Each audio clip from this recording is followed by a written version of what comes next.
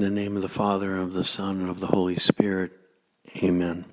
I sit here in the little grotto in my hometown church of Clinton, Mass. St. John, the guardian of Our Lady, church by the great ancestors of the faithful departed. I think so much of my granddad, James Hastings, who was so much a part of that early new evangelization of the Catholic Church. I think of my dad being such a pillar of this particular church, on the altar as a lector for 45 years plus. Both my mom and my dad were catechists here in this particular church for many years and did great honor and service to Jesus by proclaiming the truth of the Catholic faith. I will be faithful to those words of our Lord through Mary and keep my teaching faithful to the Catholic Catechism to now honor my parents, John and Mary Kilcoyne, with my ministry in gratitude for one great life lived. Amen. Talk Catholic. And now Talk Catholic with Tim Kilcoyne, a show about faith and other teachings. TalkCatholic.com with Tim Kilcoyne, and I'd like to start with just a riveting prayer from Isaiah the prophet calling Israel to repent, and then we shall continue on with our discussion on lying. In the name of the Father, and of the Son, and of the Holy Spirit. Amen. You have executed true judgments in all that you have brought upon us, and upon Jerusalem, the holy city of our fathers, for in truth and justice you have brought all this upon us because of our sins. For we have sinfully and lawlessly departed from you, and have sinned in all things, and have not obeyed your commandments. We have not observed them or done them, as you have commanded us, that it might go well with us.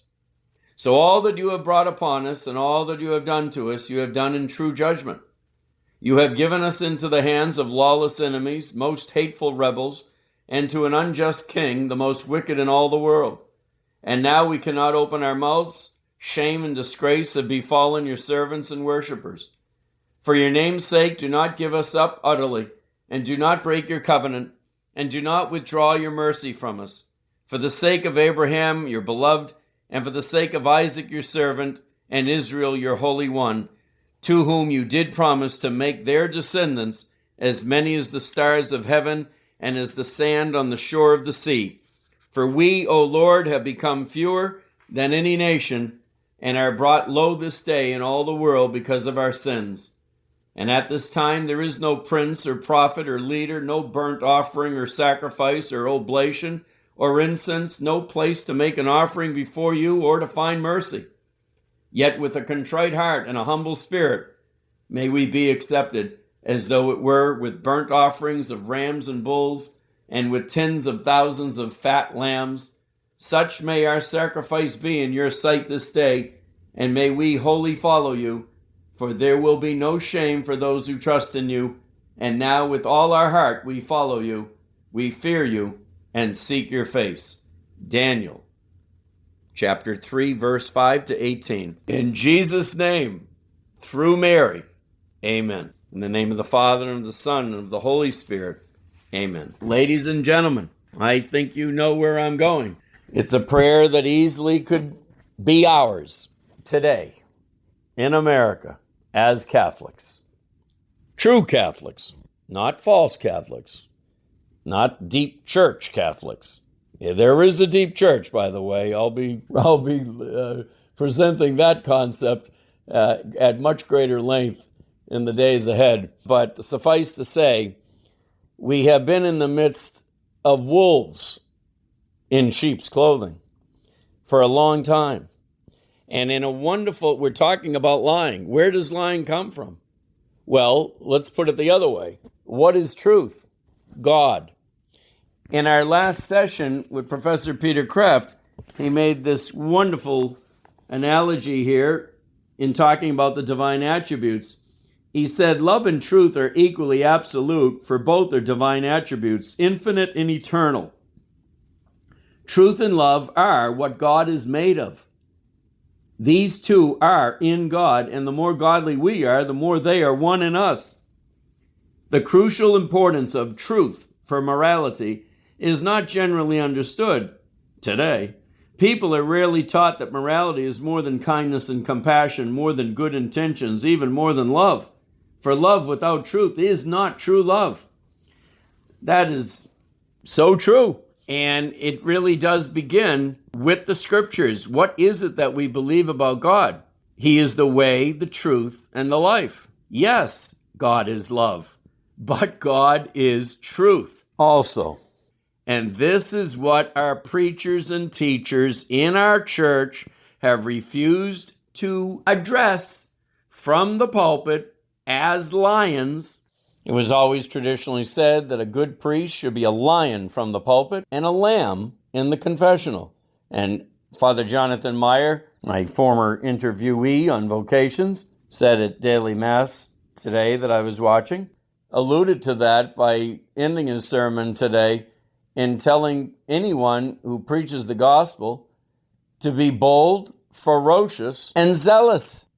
It was the first time I think I've ever heard those three words from the pulpit talking about fellow colleague priests. Hallelujah is all I can say. And he was talking about being a pro-choice seminarian. What say you? How can one be that? Well, he said, nobody ever asked me about my ideas about life. When does it begin? And he literally got through seminary. Now, thank the Lord, he did see the light and was converted in his heart to Catholic truth across the board before his ordination, and is now one of the great warriors for the gospel and God's authentic truth. But there he was in seminary for most of the time of 4 years, and he was radically pro-choice. Well, as he said, this was the failure of the church's leadership, that he could have got that far, not with nobody even asking the question, by the way, what do you think about the life of the unborn child? Or should have asked about euthanasia as well, I guess. But this is the failure of moral leadership. And therefore, we ask ourselves the question, where is moral leadership supposed to come from? Well, as a Catholic, I think we do know it is from the apostolic successors, the bishops, the cardinals, the pope, and more on the front lines, his priests, deacons, religious educators, etc., anybody who is in the vineyard of proclaiming God's true word. And if the faithful, he was talking about 38% of Catholics would consider themselves pro-choice. How is that possible? That's not possible. It's not at all possible. And yet, that's what the surveys say.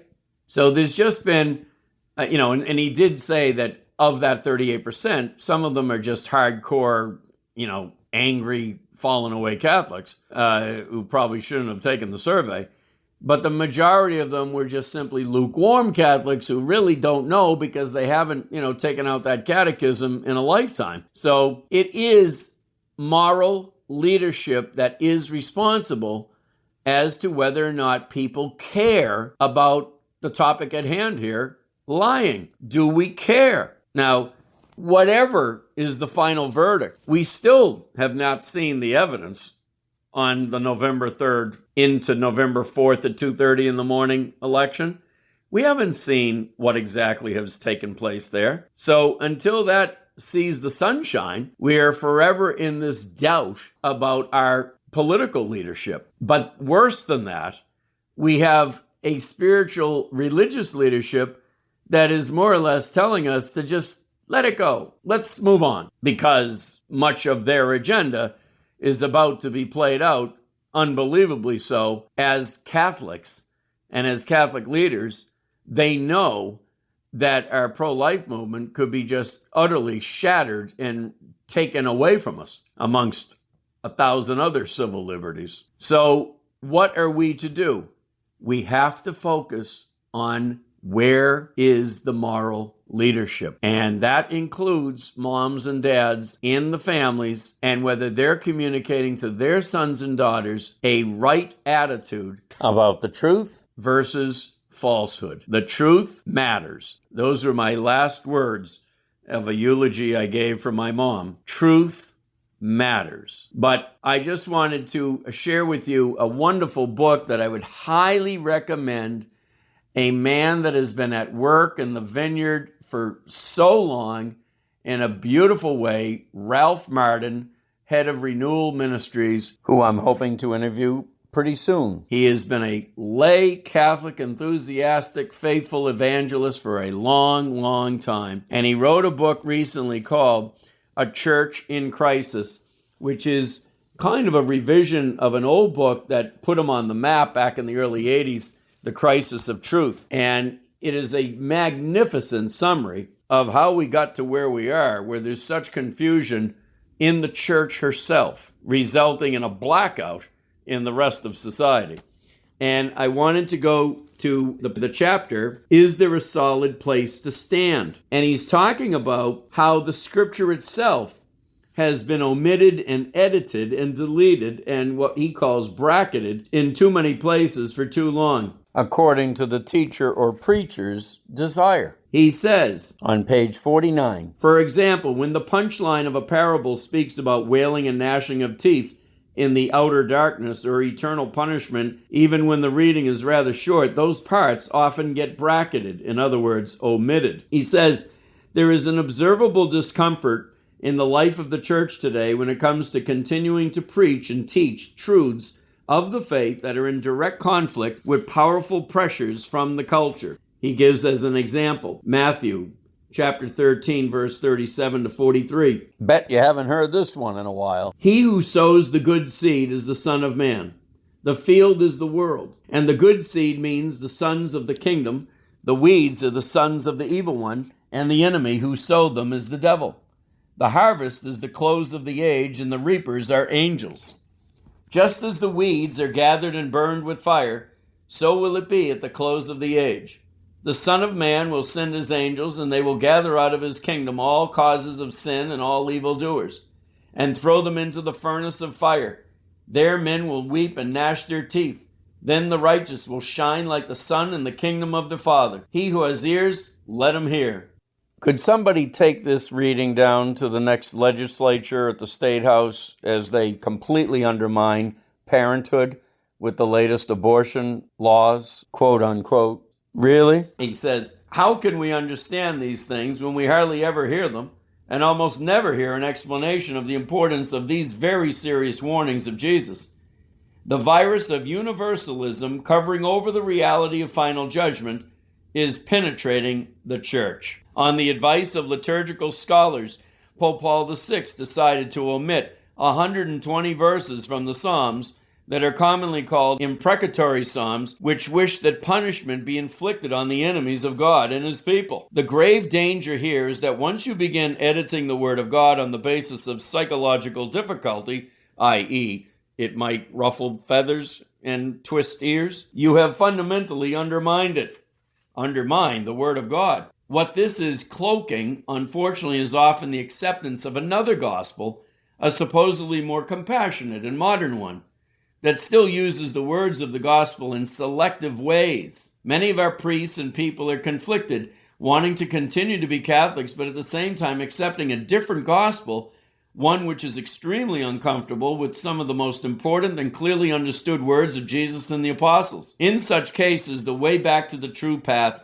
is to repent of such disastrous unbelief, to tamper with revelation, to not obey Jesus, to change his word, and to not believe in it is a grave sin. I think of J.B. Phillips' translation of the scriptures years ago titled, Your God is Too Small. I think we are reaching a point where, ignoring the justice and holiness of God, someone could rightly say, Your God is too nice. Ladies and gentlemen, I think you know this is behind so many of the problems of lukewarmness. I have another book by my side called Whatever, Indifference, the Last Age, prophesied by Archbishop Fulton J. Sheen. He said that this would be the last age of indifference. Whatever. So I've done whole shows on this before, and I'll do them again, because there's no way that we can treat the truth and bearing false witness against one's neighbor with some serious zeal unless we're going to take an attitude that lying matters. And we're faced with the two extremes of thought On the one hand, baby boomers that rebelled against practically everything traditional at one time, never really wanting to come home yet, but they like to keep one foot in just in case, versus millennials who just keep saying to us, no worries, no worries. They don't even want a conviction. Anybody that speaks with conviction and passion is a little tilted to them because they have been brought up through the education system not to believe in anything with passion. Thus making them the perfect prey for the socialist mentality of utter conformity. Just be the same like everyone else. We need to take a break before that thinking sees any more light of day. This is WQPH Radio 89.3 FM. We'll be right back. And reflecting upon Ralph Martin's words, I can so relate, having a couple of advanced degrees from BC in theology and religious ed. The fact is, in all of my time in the hallowed corridors, I never once heard the word Satan or accountability or the four last things, judgment, heaven, hell, or purgatory. I never heard mystical union with our Lord. I never heard about the mystical unions of the saints and some of the unbelievable apparitions and divine experiences of meeting one's guardian angel, like St. Gemma Galgoni, a regular virtually at the breakfast table, or the Incorruptibles. Check that book out. Why did I never hear about the Incorruptibles? The only people whose bodies remain without decay, who just so happen to be heroic saints in the Catholic Church, still on display. I highly recommend a little visit to that website. And the first picture you'll probably come to is St. Bernadette, who looks as if she's sleeping. Incorruptibles.org is that website. How is it that I never heard about these classic Catholic concepts? No, realities that actually did occur. How about the diaries of St. Faustina? Direct conversations of our Lord to St. Faustina, giving us the Divine Mercy Chaplet for the reparation of sin in anticipation of what was to come as we move towards the latter part of the 20th century. Never heard about it in all of my time in theology and religious ed in a Jesuit university.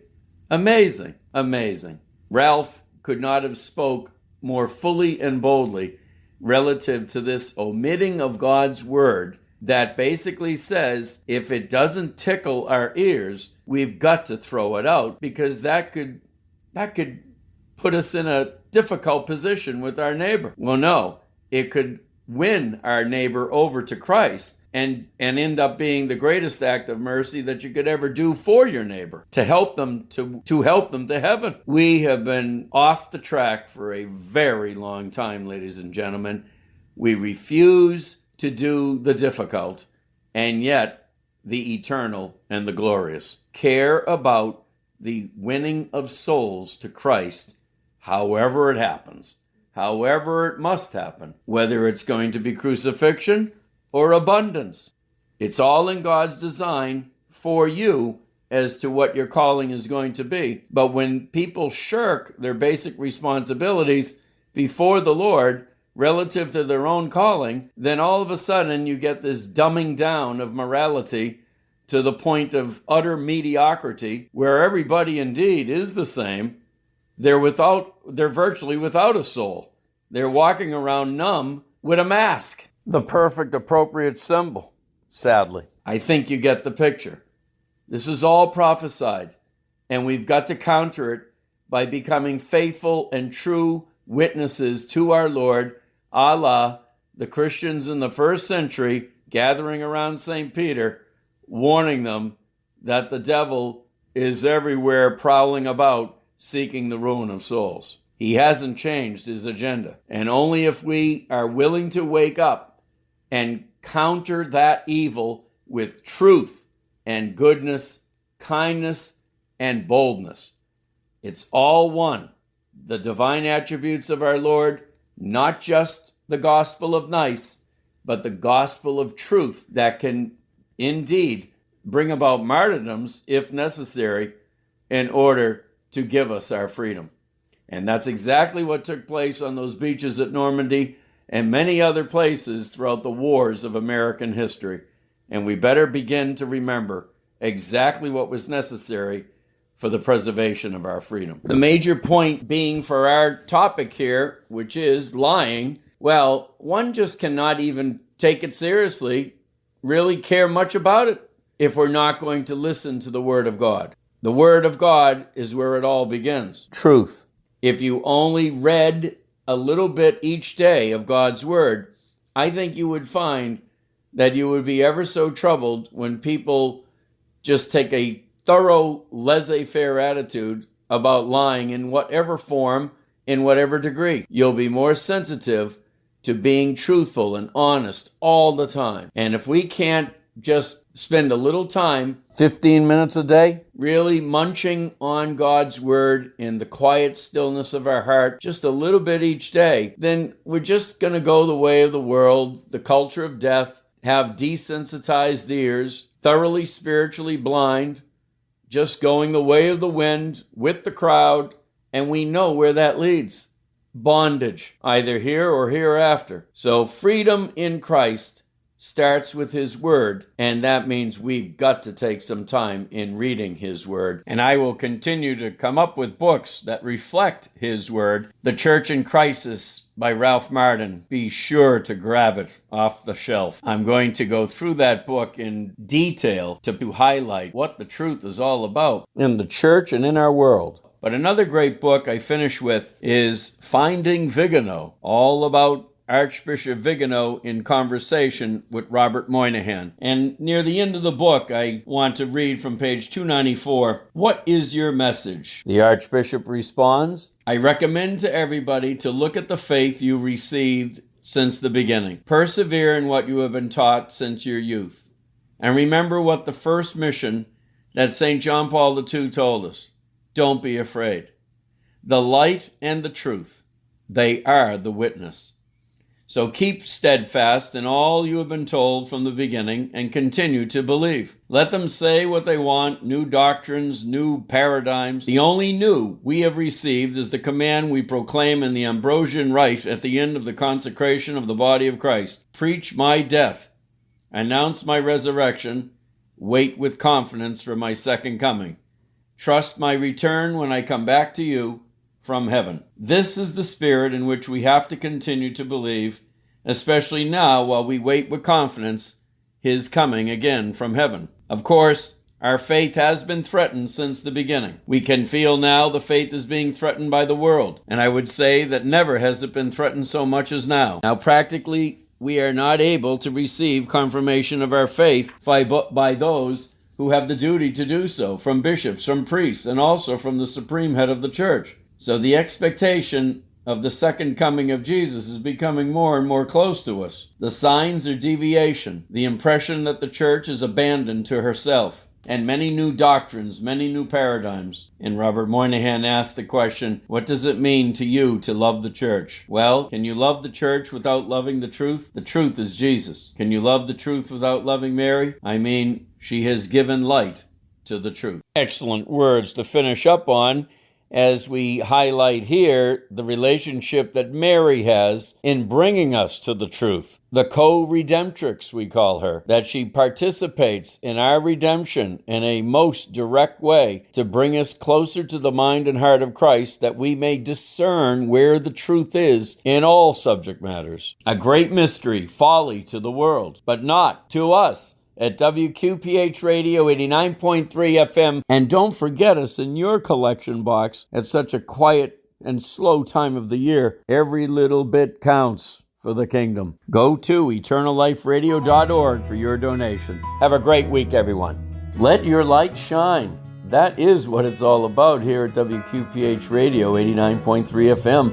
But we need to hear your story. You want your voice to be His voice. That is making the faith known to others. Please, my number is 877-625-3727. Tim Kilcoyne, TalkCatholic.com. St. Mother Teresa told us, your ministry is your work right where you are. Grab on to this microphone. God bless.